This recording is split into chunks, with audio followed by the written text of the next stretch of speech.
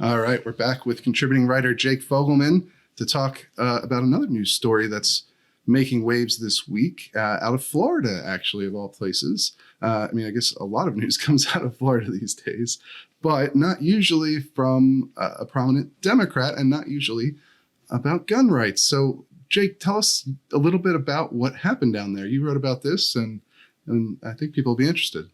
Yeah, definitely an unexpected event. As you pointed out, a prominent Democrat, Nikki Fried, who is the only statewide elected Democrat to hold office in Florida. She's been that way since 2018. She actually just filed a lawsuit against the Biden administration on Second Amendment grounds. You have a prominent Democrat who's challenging the Biden administration for gun rights. Yeah, pretty shocking stuff, honestly. Right. At this point, but it is Florida, so she's running for governor there, right? She's the top candidate on the Democratic side, I believe. Right. Yeah. Her and Charlie Crist, who's been a longtime figure in Florida politics, they're both vying to take DeSantis' spot. And so what's she filing suit over? Yeah, so she is actually tying it to the federal prohibition on marijuana users from owning or possessing guns. So under the Gun Control Act, it's still considered a controlled substance, which is disqualifying if you want to purchase a gun or even possess a gun. But Florida is a medical marijuana state. And so she's saying that medical marijuana patients who are legally state licensed to use medical marijuana and then would otherwise be legally able to own a gun are being deprived of their Second Amendment rights. So she's suggesting that should be struck down as unconstitutional. Yeah, it's interesting to see her go there, but certainly that it has been an issue among some gun rights activists for a long time now. If you go into a gun store and buy a gun, you'll see on the form, it explicitly tells you you can't be somebody who uses weed and legally purchase a gun because it's a Schedule I narcotic under federal law, even if it's legal in your state. So that's where the conflict exists here.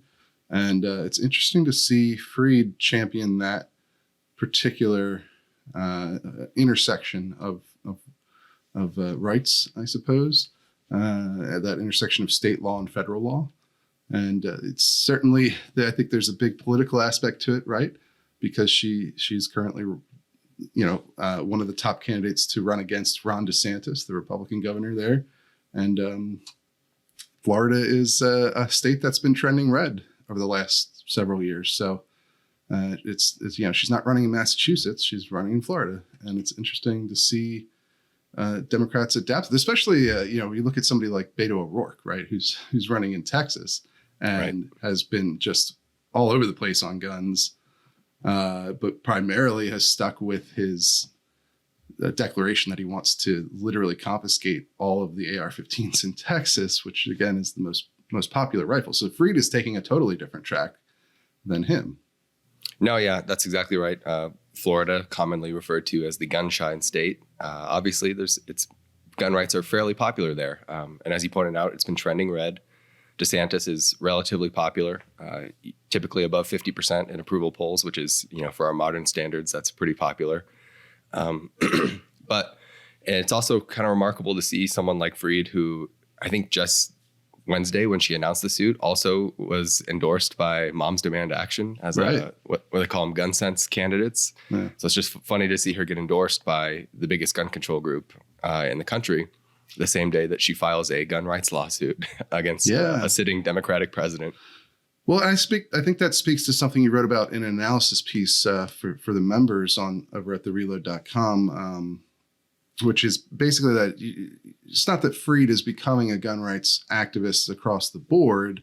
It's more that she's found a particular tactic to exploit here, like combining a gun rights issue with a traditionally progressive issue of legalizing marijuana, right? Yeah, I think that's exactly right. It allows her to make inroads with potentially gun owners that maybe aren't fully red. There's a lot of gun owners that are independents, some that are Democrats. So it allows her to make an appeal, at least a little bit, to gun rights, while still, I think, maintaining a good progressive position. Because, as you pointed out, that's a traditionally progressive stance, is to stick up for the rights of people to use marijuana. So it's an interesting strategy that maybe other Democrats could potentially emulate. in other red states or other more swing states to kind of thread that needle and still not fully alienate their fellow progressives. Yeah, and I think it's also there's good evidence that this is potentially in response to a lot of those new gun owners who Sure. they tend to be more of a democratic demographic, right? Like they tend to be more urban, they're more minorities, more women from what we've seen over the last 2 years in the surge of new gun ownership. But what we're seeing, as you pointed out in your piece, is polling indicates that they are moving away from gun control and are becoming more favorable to gun rights, perhaps in some cases even more favorable towards gun rights than previous owners, people who bought before the pandemic. So I think this is the first major sign that those shifts are having an effect in electoral politics. I think that's right. Yeah, as you pointed out, I track it pretty extensively in my piece.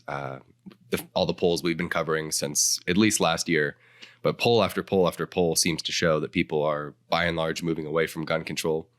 And as you pointed out, that recent University of Chicago poll that tracked the new gun owners that came aboard during the pandemic, on many issues, they're more fervently in favor of liberalized gun laws than the traditional gun owners. So as you said, this could be a viable strategy for politicians moving forward.